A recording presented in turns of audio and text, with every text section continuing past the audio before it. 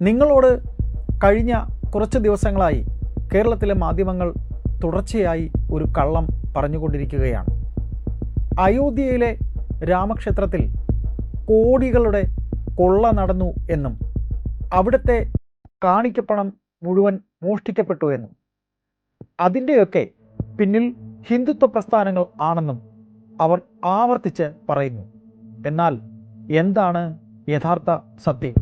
അയോധ്യ രാമക്ഷേത്രത്തിലെ കൊള്ളയിലൂടെ അയോധ്യ രാമക്ഷേത്രത്തിലെ സംഭാവന ക്രമക്കേടിൽ അയോധ്യ കൊള്ളയിൽ അയോധ്യ പ്രസ്ഥാനം ആരംഭിച്ച ഹിന്ദു പരിഷത്ത് എന്ന സംഘപരിവാർ സംഘടന ഭാരതത്തിന്റെ ചരിത്രത്തിലെ ഏറ്റവും വലിയ ക്ഷേത്ര കൊള്ളക്കാർ സംഘപരിവാർക്കാരാണ്.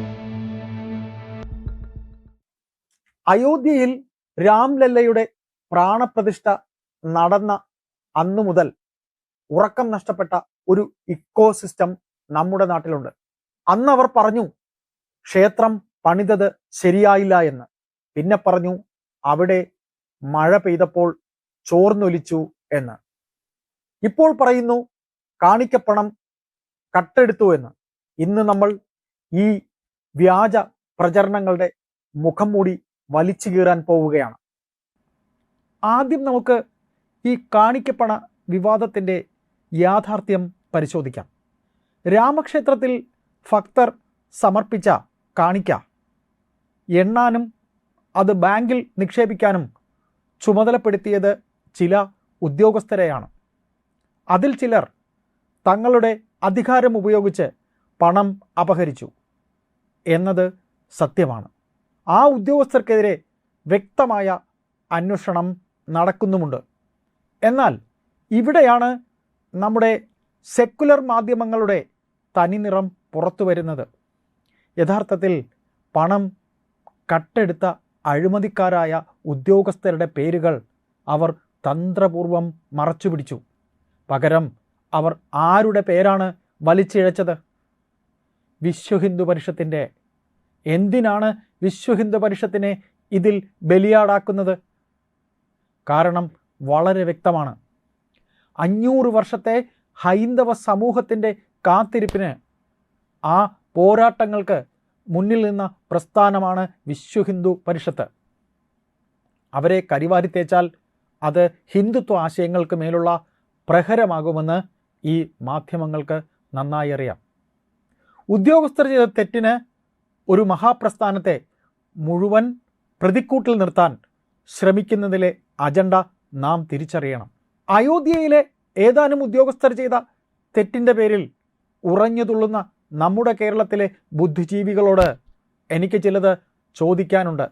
നമുക്ക് അയോധ്യയിൽ നിന്ന് കേരളത്തിലേക്കൊന്ന് വരാം, നമ്മുടെ സ്വന്തം നാട്ടിലേക്ക്. ഇവിടുത്തെ ദേവസ്വം ബോർഡുകളിൽ നടക്കുന്നത് എന്താണ്? ശബരിമലയിലെയും ഗുരുവായൂരിലെയും കോടിക്കണക്കിന് രൂപയുടെ വരുമാനം എങ്ങോട്ടാണ് പോകുന്നത്? കൊടിമരം സ്വർണം പൂശിയതിലും അപ്പം അരവണ നിർമ്മാണത്തിലും വരെ എത്ര വലിയ അഴിമതികളാണ് ഇവിടെ നടന്നിട്ടുള്ളത്. അന്ന് ഈ പറയുന്ന മാധ്യമങ്ങൾ എവിടെയായിരുന്നു? അന്നൊന്നും കാണാത്ത ധാർമ്മിക രോഷം ഇപ്പോൾ അയോധ്യയുടെ കാര്യത്തിൽ മാത്രം ഇവർക്ക് എവിടെ നിന്നാണ് വരുന്നത്? കേരളത്തിലെ എത്രയോ പുരാതന ക്ഷേത്രങ്ങൾ ഒരു നേരത്തെ പൂജയ്ക്ക് പോലും വകയില്ലാതെ കാട് പിടിച്ച് കിടക്കുന്നുണ്ട്. അവിടെ ജോലി ചെയ്യുന്ന ശാന്തിക്കാർക്ക് തുച്ഛമായ ശമ്പളം പോലുമില്ല. അതിനെക്കുറിച്ച് ഒരു പ്രൈം ടൈം ചർച്ചയെങ്കിലും ഈ വാർത്താ ചാനലുകൾ നടത്തിയിട്ടുണ്ടോ? ഇല്ല.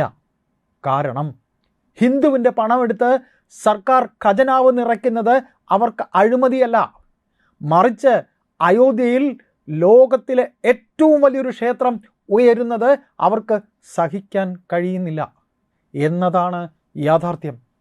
ഇത് വെറുമൊരു വാർത്തയല്ല സുഹൃത്തുക്കളെ, ഇതൊരു സൈക്കോളജിക്കൽ വാർഫെയറാണ്. ഹിന്ദു ഉണർന്നു കഴിഞ്ഞു എന്ന യാഥാർത്ഥ്യം ഉൾക്കൊള്ളാൻ ഇവർക്ക് ഇനിയും കഴിഞ്ഞിട്ടില്ല. രാമക്ഷേത്രം എന്നത് കേവലം ഒരു കെട്ടിടമല്ല, അത് ഭാരതത്തിൻ്റെ സാംസ്കാരിക പുനരുജ്ജീവനത്തിൻ്റെ പ്രതീകമാണ്. ആ പ്രതീകത്തെ തകർക്കുക എന്നതാണ് ഇവരുടെ ലക്ഷ്യം. ഒരു വശത്ത് പാശ്ചാത്യ രാജ്യങ്ങളിൽ നിന്ന് വരുന്ന വോക്ക് സംസ്കാരം നമ്മുടെ യുവാക്കളുടെയും കുടുംബ വ്യവസ്ഥിതിയെയും തകർക്കാൻ ശ്രമിക്കുന്നു. മറുവശത്ത് നമ്മുടെ പൈതൃകത്തെയും വിശ്വാസങ്ങളെയും ഇവിടുത്തെ തന്നെ ചില മാധ്യമങ്ങൾ നിരന്തരം പരിഹസിക്കുന്നു.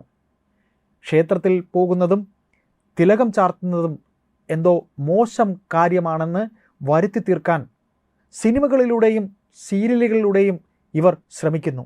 ഇപ്പോൾ ഇതാ ഹൈന്ദവ സംഘടനകൾ എല്ലാം അഴിമതിക്കാരാണ് എന്നൊരു പുതിയ നരേറ്റീവ് സൃഷ്ടിക്കാൻ ഇവർ ബോധപൂർവം ശ്രമിക്കുന്നു.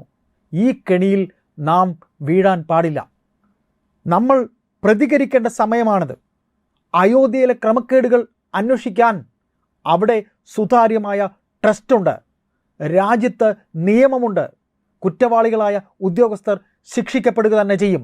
എന്നാൽ അതിൻ്റെ പേരിൽ വിശ്വ ഹിന്ദു പരിഷത്ത് പോലുള്ള പ്രസ്ഥാനങ്ങളെ അപഹസിക്കാനും സനാതനധർമ്മത്തെ കരിവാരി തേക്കാനുമുള്ള ഈ അജണ്ടകളെ നാം ചോദ്യം ചെയ്യണം. അയോധ്യ വിവാദം ഇപ്പോൾ ഉണർന്ന് വരുന്നത് തികച്ചും രാഷ്ട്രീയ പ്രേരിതമാണെന്ന് ആർക്കും അറിയാവുന്നതാണ്. ഇവിടെ കേരളത്തിൽ ശബരിമലയിൽ ഭഗവാൻ അയ്യപ്പന്റെ സ്വർണം കളവ് പോയിട്ട് അന്വേഷണ സംഘം ഇപ്പോൾ എവിടെ വരെ എത്തി എന്ന് നമുക്ക് എല്ലാവർക്കും അറിയാം. ഭഗവാൻ ശ്രീരാമൻ സത്യത്തിനും നീതിക്കും വേണ്ടി നിലകൊണ്ട ദൈവമാണ്. അപ്പോൾ രാമന്റെ മുതൽ ആർക്കും അങ്ങനെ കട്ടുകൊണ്ടുപോകാൻ ആകില്ല. വിശ്വ ഹിന്ദു പരിഷത്തിനെയും രാമക്ഷേത്ര ട്രസ്റ്റിനെയും ഇത്തരം അധിക്ഷേപങ്ങൾ നടത്തുന്ന ഗൂഢശക്തികൾ ഒന്ന് മനസ്സിലാക്കണം. ഇന്ത്യ ഇന്ന് പഴയ ഇന്ത്യയല്ല. ഇന്ത്യ ഭരിക്കുന്നത് ഒരു ശക്തമായ ഭരണ സംവിധാനമാണ്. രാമക്ഷേത്രം നിർമ്മിക്കാൻ വിശ്വ ഹിന്ദു പരിഷത്തിന് അറിയാം എങ്കിൽ അത് പരിരക്ഷിക്കാനും വിശ്വ ഹിന്ദു പരിഷത്തിന് അറിയാം. അങ്ങനെയൊന്നും ഈ പ്രസ്ഥാനത്തെ തകർക്കാൻ ആർക്കുമാകില്ല. ഓരോ മലയാളിയും ഈ സത്യം തിരിച്ചറിയണം. ഈ വ്യാജ വാർത്തകൾക്കെതിരെ നിങ്ങൾക്ക് കഴിയുന്ന പ്ലാറ്റ്ഫോമുകളിൽ നിങ്ങൾ ശബ്ദമുയർത്തണം. നിങ്ങൾക്ക് പറയാനുള്ളത് താഴെ കമന്റ് ബോക്സിൽ രേഖപ്പെടുത്തുക. ഈ വീഡിയോ സത്യമറിയാൻ ആഗ്രഹിക്കുന്ന ഓരോ വ്യക്തികളിലേക്കും നിങ്ങൾ ഷെയർ ചെയ്ത് എത്തിക്കുക. നമ്മുടെ പൈതൃകത്തെ, നമ്മുടെ സംസ്കാരത്തെ സംരക്ഷിക്കാനുള്ള ഈ പോരാട്ടത്തിൽ നമുക്ക് ഒരുമിച്ച് നിൽക്കാം. ജയ് ശ്രീറാം. സല്യൂട്ട് ഭാരത്.